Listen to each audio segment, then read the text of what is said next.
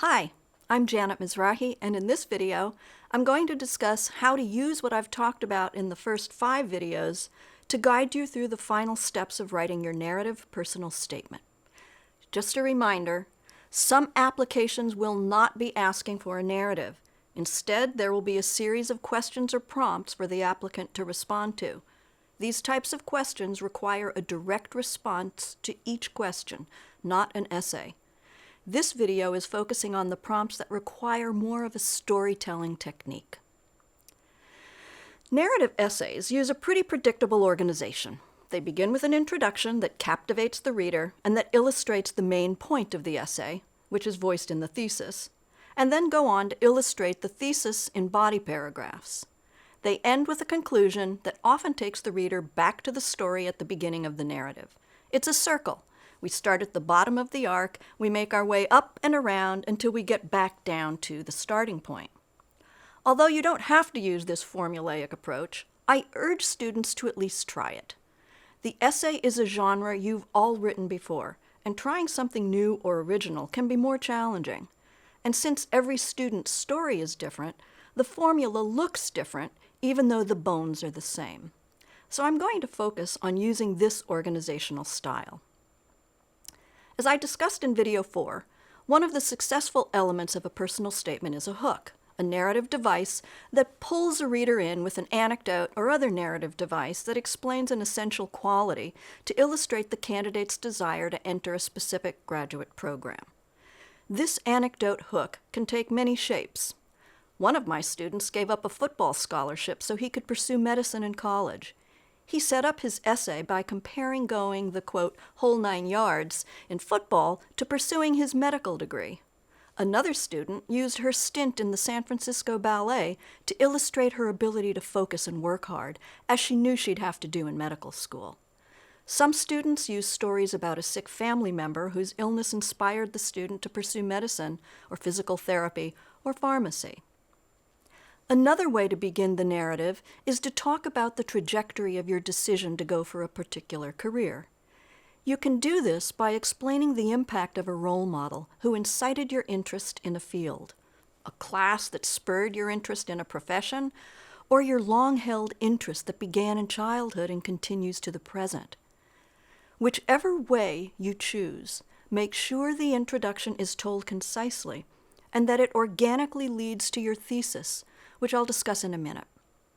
Because writing the hook is so important and challenging, I suggest leaving it until last.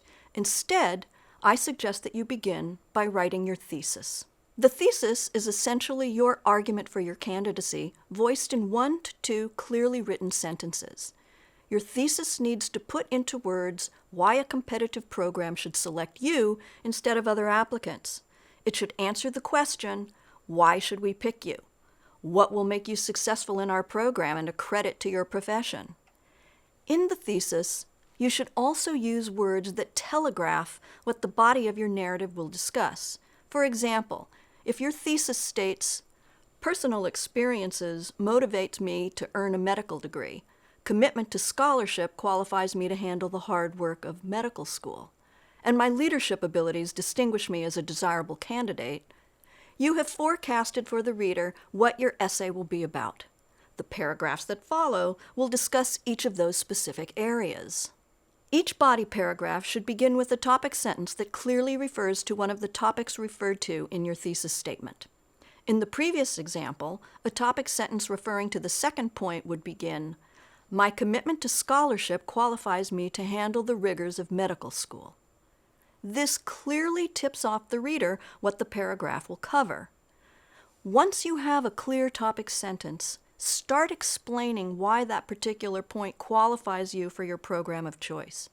And remember to use experiences from your life as examples of a capability, not as a reason for your candidacy. If you've completed the worksheets I've put together, you should have plenty of experiences downloaded from your brain to choose from. If not, go back and think about events that exemplify specific qualities that you possess. Many students find that they need to address a less than perfect GPA in their admission essay. If you had a bad quarter or a weak first year, you need to explain why. Did you take on more than you could handle unknowingly? Did family or financial issues take time away from your ability to perform well? Did you come from a high school that didn't adequately prepare you for the rigors of a Division I research institution? Are you a first-generation student who found it difficult to reach out for help? Whatever caused your grades to drop, briefly explain the problem, but focus on what you learned from the situation, the takeaway. If you were working 30 hours a week to help put yourself through school and couldn't ace your OChem test, say so. If an illness or a death in your family derailed you, explain that you now know how to push through such episodes. The point is to explain, but not to linger. Where to place this explanation is another question many students face. I've seen statements that slip in this portion of their essay in a paragraph that discovers a love for the knowledge gained in academic courses. If one of your body paragraphs talks about your love of research or your fascination with virology, you can transition from that love to the grade issue thus. As much as I enjoyed my classwork, my grades didn't always reflect what I learned, or something like that. Then you go into the reason for the grade drop, and then the takeaway. The conclusion of your essay should not summarize what you've already discussed. Instead, it should sum up your argument and leave the reader with a sense of completion and satisfaction. If you began writing about your grandmother's fatal illness and the impact it had on you, return to that idea like this. As much as I would have liked to have been the one who had the knowledge to save my grandmother, her illness propelled me to a career that will help me heal others like her. I cannot imagine a better way to not just honor her memory, but to make the world a more equitable place for those in need.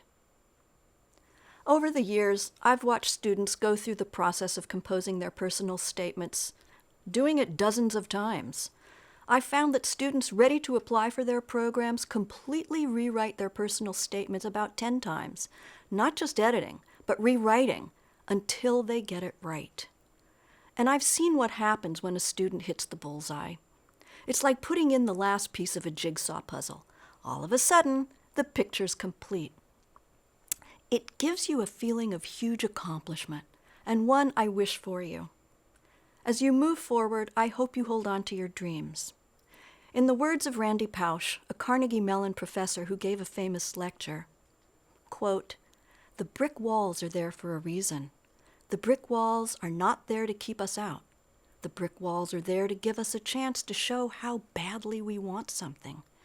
Because the brick walls are there to stop the people who don't want it badly enough. They're there to stop the other people." Be persistent. Many people have to apply and reapply before they get into their chosen field. Some have to adjust their expectations. But whatever your goal, pursue it with passion. Good luck.